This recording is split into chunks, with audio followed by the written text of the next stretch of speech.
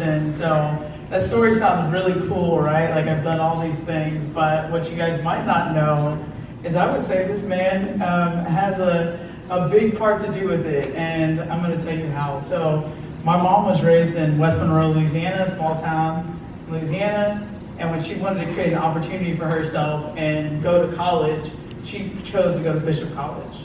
So she moved out to Dallas. So, you know, the 40, 50 years you've been in the game, my mom was actually working for Dr. Robinson, I believe in the library. And isn't that amazing? Yeah. Wow. So I got a call that said like, hey, you want to come honor Dr. Robinson? And it's like, if I had to fly across the country, I would have said yes to come honor you. So yeah, there's so much I want to say. I'm gonna try and like make this cohesive, so follow me here. But growing up, my mom used to always tell me about how when she was in school, before they desegregated, she would have textbooks that had signatures 3 pages deep, and how some of the pages in the textbook weren't there. And then she talked to me about the first time one of her uncles took her to Grambling, and she was on the college campus, and she said, this is what I want to do. I want to go to college. So she went to college at Bishop. So I grew up hearing these little stories. I heard the stories about her working in the library and about the people that saw her and kind of seeded into her. And as all of you know, what do parents want to do? You want to give your kid the absolute best opportunity you can to stand on your shoulders and become something. True. So my mom enrolled me in a private school in Dallas. And I was like one of 2 black kids and about 100 other kids that didn't look like me. And anyway, like I got a great education. She put me where she thought was best to put me in order to educate me. And I ended up earning a Division I scholarship, played basketball in college at Loyola Marymount University. And interestingly enough, I wanted to be a reconstructive plastic surgeon. And I wanted to be that because I wanted to help people. I understood biology, and I grew up watching Grey's Anatomy. It's funny, but it's funny because it's true. So I ended up in college, like my mom's dream was. My mom's dream was like, just go to college and get your degree. So I ended up in college. I'm sitting in a classroom in chemistry, and at one point my mind's wandering, and I'm going back and forth, my mind wandering, and I'm back. And I thought, oh my God, I have no idea what this teacher is talking about. And in fact, I realized in that moment that chemistry is actually math.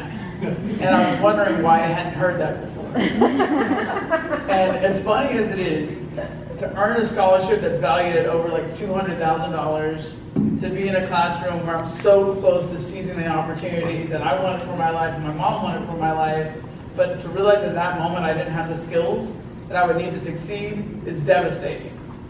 So I ended up losing the scholarship I earned, further devastating my mom, because all she wanted was me to do exactly like she did and graduate from college. But in that moment, I kind of looked around and I said, okay, my mom gave me the best opportunity possible, and this happened to me. What about my cousins that are still in West Monroe and St. Louis? If I had the best opportunities and I'm still finding myself not prepared, then this is happening to more of me. And so that was about 15 years ago that that whole situation happened. And ever since, I've been dedicated to the space of education and technology to see how you can use technology in order to make education more accessible for kids. And then the idea of how do you get corporations more involved in what's happening in the classroom? Because kids know what they want to do with their life. Yes, it changes. Sometimes they're wrong, but they do know who they are, whether that's loving music or arts or science or football. And so my whole goal was how do you equip a young kid to understand exactly what they're learning in the classroom and how that aligns with the goals of where they want to be. So I had to tell you that story, but now I'm going to transition to like what's next and kind of a short call to action. So one really funny thing is like when you are creating history, you don't realize you're creating history. When things are changing in technology, you don't realize the moment you're in. When you're in it, you have to kind of look back, like hindsight's 2020. I bring that up because 15 years ago, the iPhone had almost just came out. Can y'all believe that? It was 15 years ago the iPhone came out. That's crazy. 2007, I graduated from high school. The iPhone came out 30 days later. So a year later, I'm going around telling the world, our education needs to be accessible on this phone. And during the time, I didn't realize I was too early for that vision, but I know that now, right? Like everybody's like, what are you talking about? I just figured out how to make a phone call on that touchscreen phone. We want to bring education to the phone. So now I'm going to transition to talk about AI, a little bit of what we're doing at Stimuli, but back to that call to action. So at Stimuli, what we recognized is if we want every kid in the world to have a great learning experience, it's going to be too hard to try and figure out how to train all the teachers in the world and create all the best programs and all the best policies.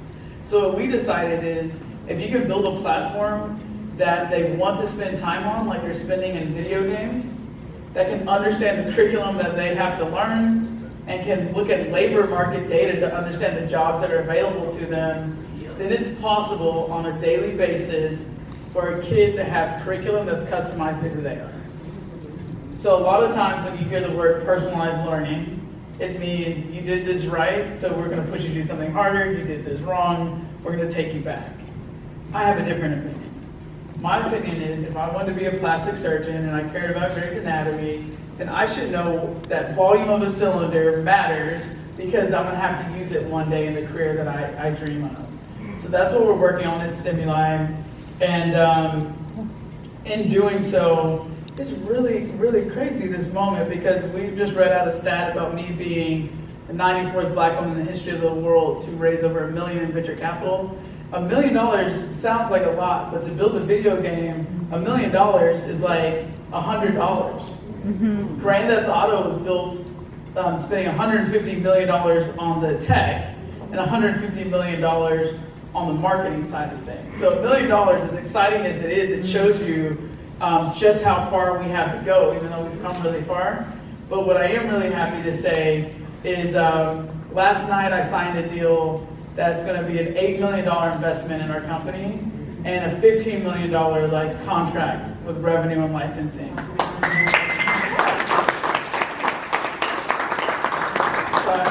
I always say I have like 2 things left to say, and I have a couple more, so let's hopefully this sticks to 2.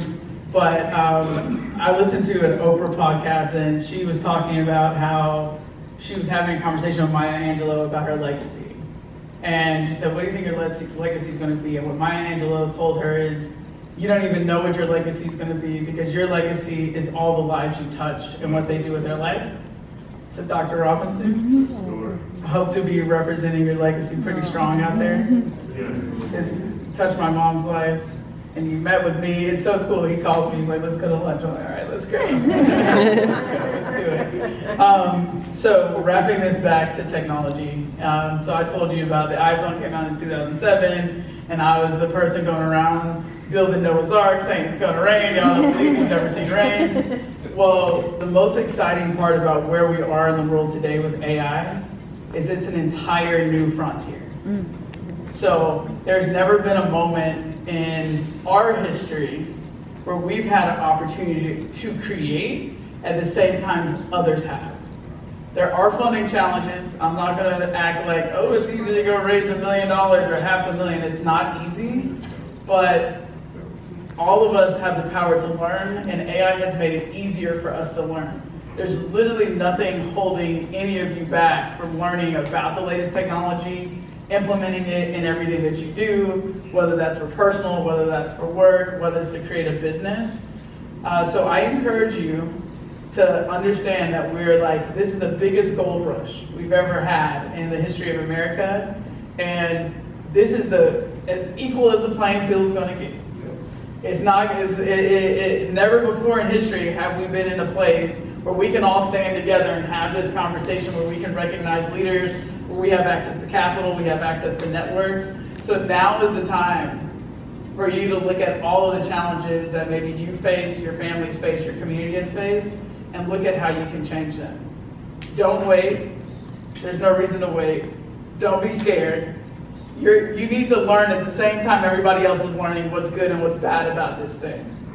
And there needs to be more of us in this industry. But literally, we can create our future, and AI has made it even easier to do all of the things that previously, before you would have had to hire 2, 5, 10, 20 other people to do. You can do it. One day there will be a business that was built by one person that's valued at over $1 billion. And right now, there's nothing to say that it couldn't be one of us. So thank you, Dr. Robinson. Thank you all for listening to me. And D Magazine just printed my face on the cover.